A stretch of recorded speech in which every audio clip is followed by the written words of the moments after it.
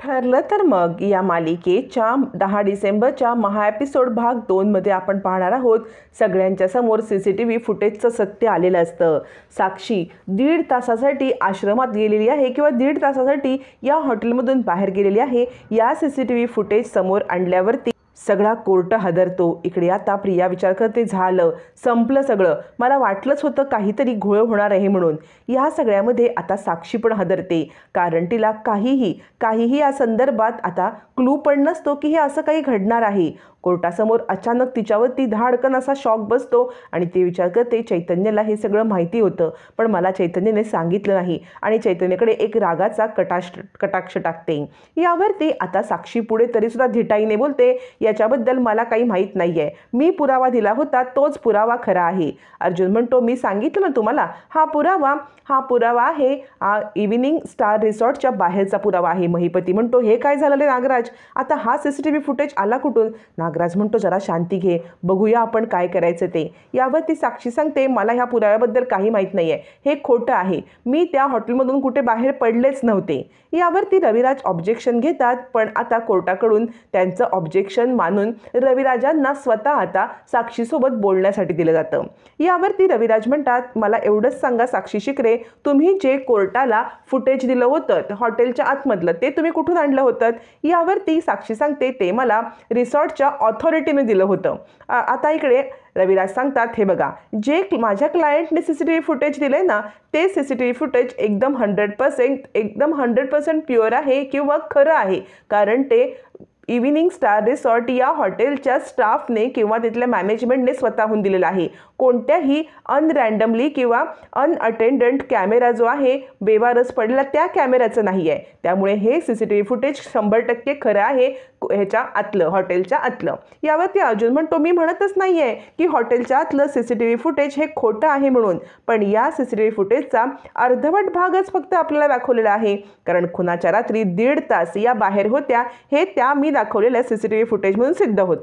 आता मात्र इकडे अर्जुन पुन्हा साक्षीची साक्ष काढायला येतो आणि म्हणतो, सांगा बरं, 1.5 तास कुठे बाहेर गेला होतात?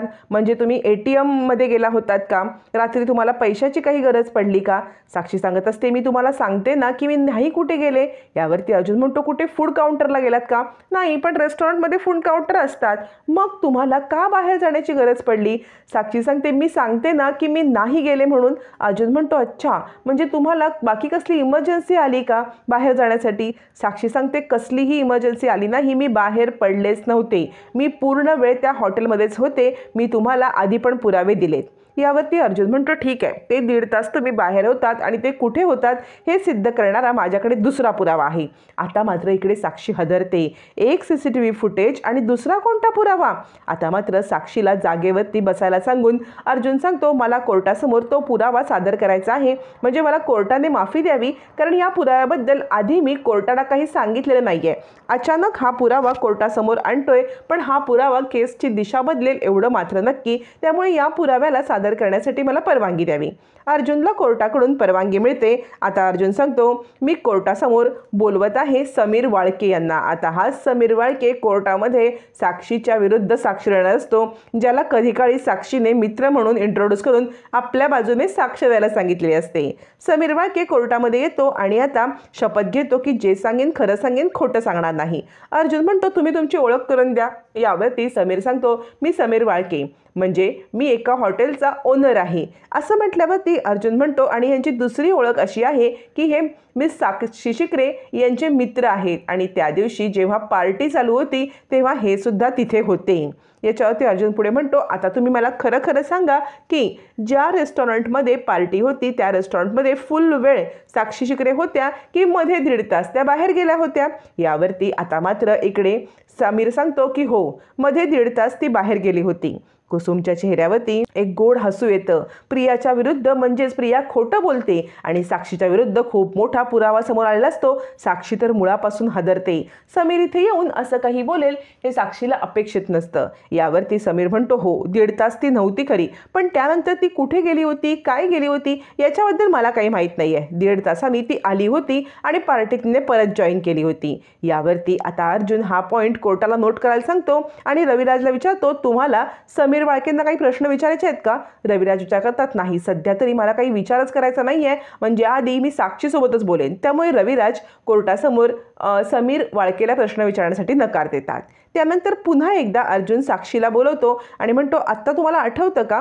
यावरती साक्षी म्हणते, ही 8 महिन्यापूर्वीची गोष्ट आहे, मला आता एवढं काही आठवत नव्हतं, पण समीर जर म्हणतोय तर मी गेले असेन बाहेर, पण मी बाहेर पडले असले तरीसुद्धा मी तिथून आश्रमात नव्हते गेले. अर्जुन म्हणतो, हे मी सिद्ध करेन ना, तुम्ही नका सांगू. आणि मिलॉर्ड, कोर्ट म्हणजे ह्या इव्हिनिंग स्टार रिसॉर्टपासून यांचा आश्रम थोड्याच अंतरावरती आहे, त्यामुळे त्या नक्कीच आश्रमात गेल्या. 1.5 तासामध्ये विलासचा खून केला, मधुभाऊंनी सांगितल्याप्रमाणे खून करून या पुन्हा परत आलेल्या आहेत. त्या 1.5 तासातच हा खून झालेला आहे. आता मात्र मधुभाऊंची साक्ष खरी होती, प्रिया खोटं बोलते आणि साक्षीनेच खून केलाय हे अर्जुनने ठामपणे कोर्टामध्ये मांडलेलं असतं. रविराज ऑब्जेक्शनवरती ऑब्जेक्शन घेत असतात, पण कोर्ट त्यांचे ऑब्जेक्शन फेटाळत अर्जुनला विचारण्याची परवानगी देत असतो.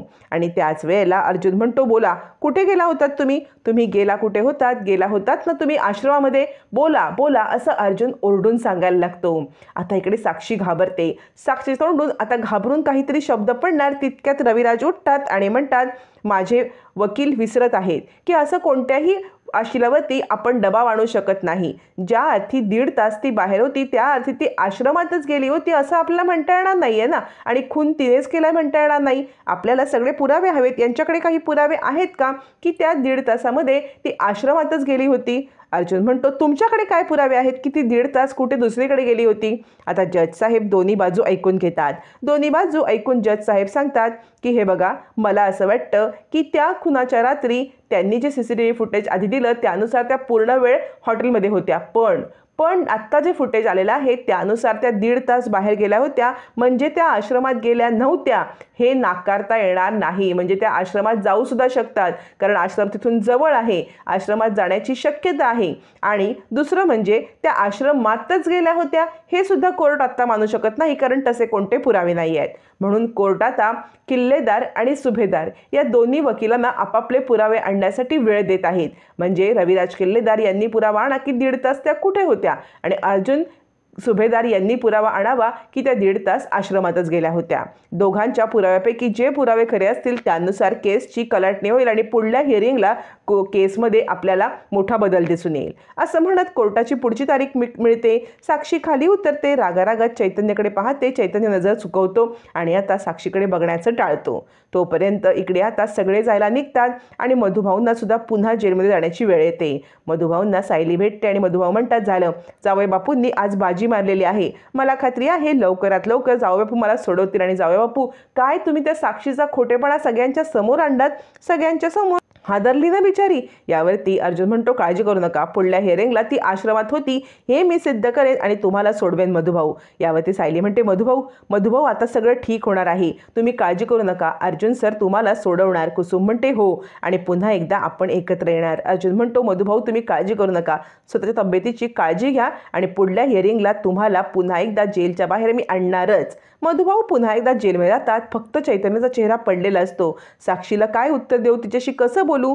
साक्षी बाहेर येते आणि आता प्रिया म्हणते, अगं मूर्ख मुली, काय केलंस? हॉटेलच्या आतलं CCTV फुटेज दिलंस आणि बाहेरचं तुला डिलीट नाही करता आलं. यावरती नागराज म्हणतो, काळजी करू नका, काही होणार नाही. साक्षी म्हणते, काही होणार नाही काय? त्याच्या हातात फुटेज पडले आणि त्याने मी आता तिकडे होते सिद्ध हे केलं तर आश्रमात. यावरती महिपती म्हणतो, काही होणार नाही, तू ते 1.5 तास कुठे होतीस याचे सगळे खोटे पुरावे मी गोळा करेन. प्रिया सांगते, तुम्ही खोटे पुरावे गोळा कराल आणि अर्जुनला जर खरे पुरावे सापडले तर?